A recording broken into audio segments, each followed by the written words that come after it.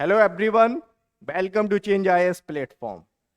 Civil services की तैयारी करने वाले एस्पिरेंट्स के लिए सबसे ज्यादा यदि चुनौतीपूर्ण कुछ है तो वह है करंट अफेयर्स प्रिपरेशन।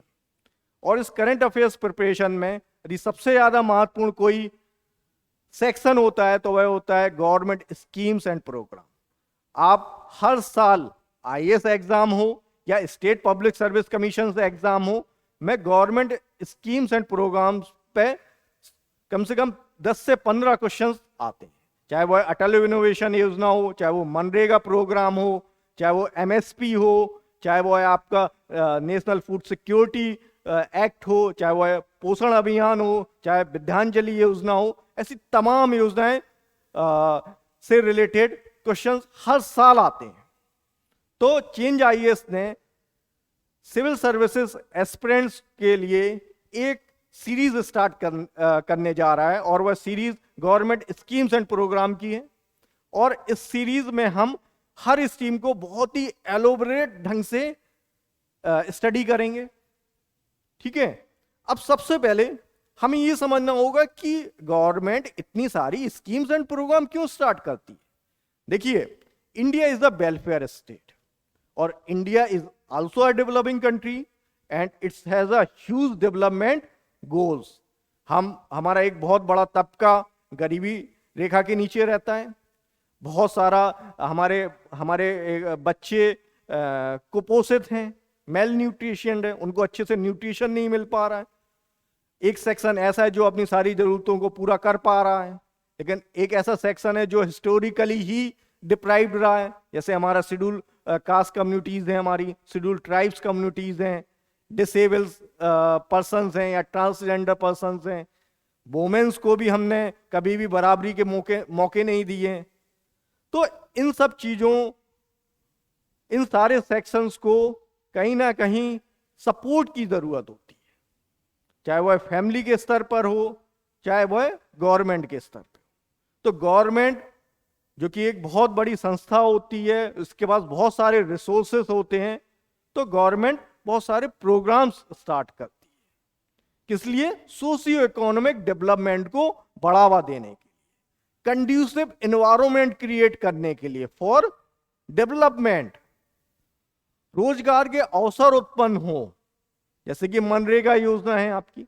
अब इस मनरेगा योजना का पर्पस ही क्या है कि रूरल एरियाज में एम्प्लॉयमेंट जनरेट करना। अब जब एम्प्लॉयमेंट जनरेट होगा तभी तो हमारी पूरा इकोनॉमी आगे बढ़ेगी। हमारे रूरल एरियाज में एक शांति का माहौल रहेगा।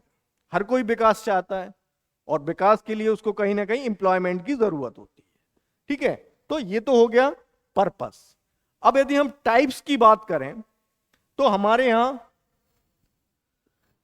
3 स्तर पे गवर्नमेंट होती है। एक होती है सेंट्रल गवर्नमेंट, एक होती है स्टेट गवर्नमेंट और एक होती है लोकल लेवल गवर्नमेंट, जैसे कि पंचायती राज, म्युनिसिपैलिटीज।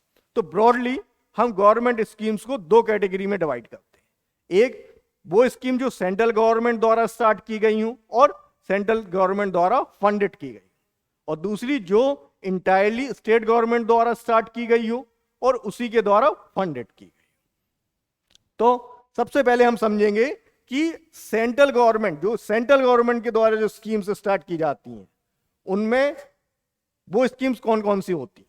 तो सेंट्रल गवर्नमेंट के द्वारा जो स्कीम स्टार्ट होती हैं उनको ब्रॉडली हम 2 कैटेगरी में डिवाइड करते हैं।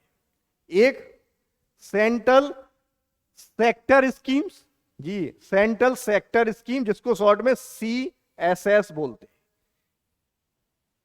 अब सेंट्रल सेक्टर स्कीम्स वो स्कीम्स होती हैं जो इंटायरली सेंट्रल गवर्नमेंट के द्वारा फंडेड की जाती हैं और जिनकी इंप्लीमेंटेशन की भी जिम्मेदारी सेंट्रल गवर्नमेंट मशीनरी की होती है। और ये स्कीम उन सब्जेक्ट मैटर्स पे बनाई जाती हैं जो कि यूनियन लिस्ट का हिस्सा है।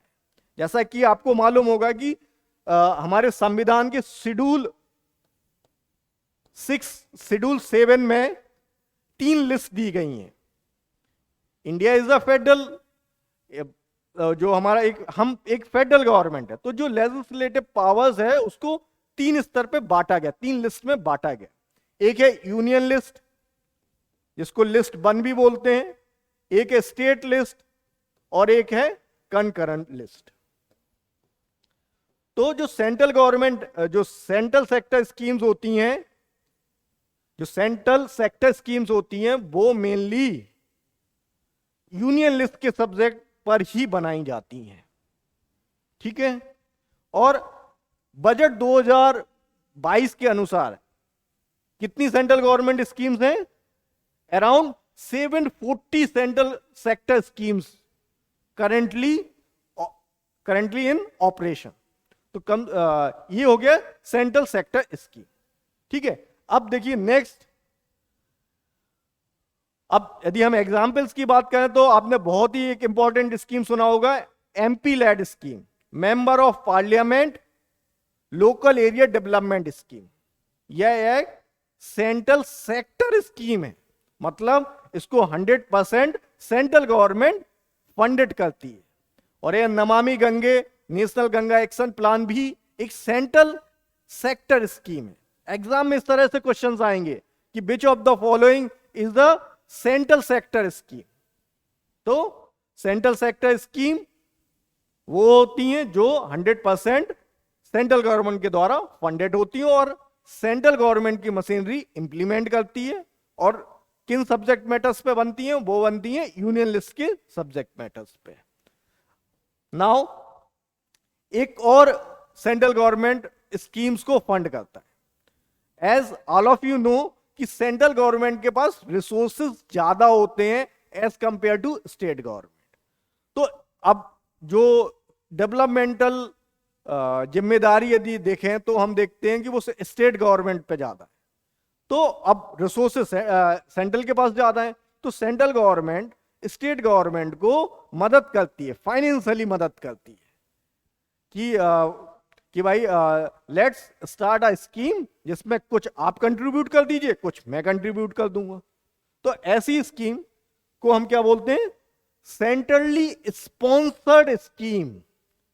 That is they are sponsored और financially supported by the centre. तो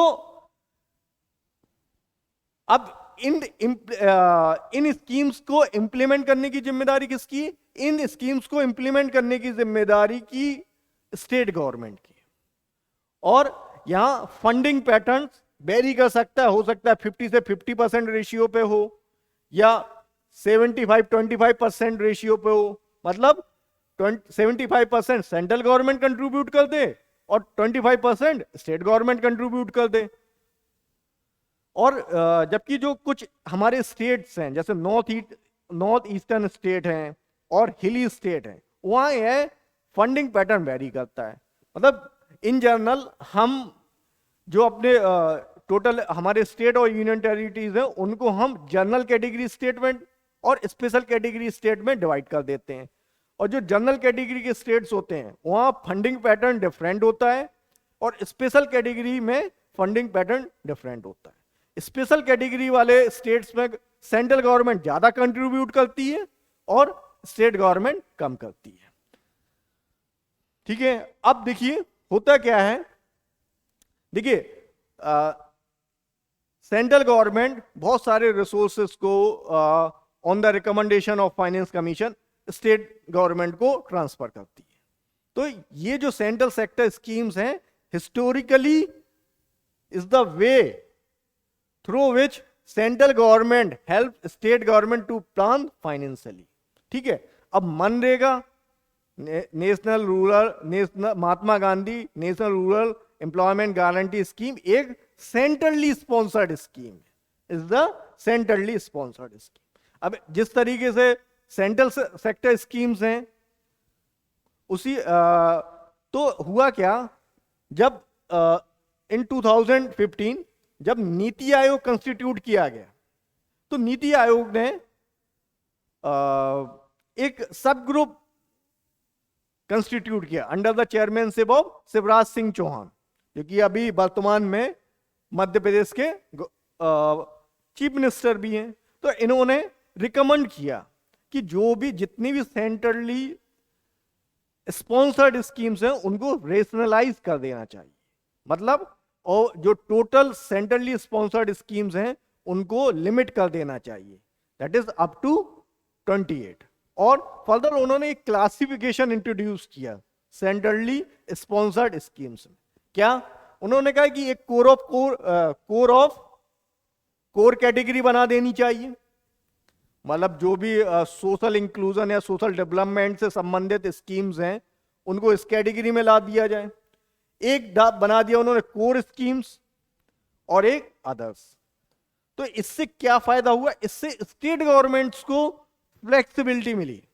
यदि कोई स्टेट गवर्नमेंट ये नहीं चाहता है कि उसके यहाँ कोई पर्टिकुलरली सेंट्रली स्पॉन्सर्ड स्कीम में भागीदारी नहीं चाहता है, तो उसको वो आजादी मिल गई। अब वो अपने तरीके से स्कीम्स की प्लानिंग कर सकती है और इंप्लीमेंट कर सकती है। ठीक है, क्योंकि हमारा देश एक डाइवर्स कंट्री है, बहुत डाइवर्सिटी हमारी कंट्री में, हर क्षेत्र की एक अपनी जरूरत हो सकती है और उसको हर स्टेट गवर्नमेंट को आजादी भी मिलनी चाहिए।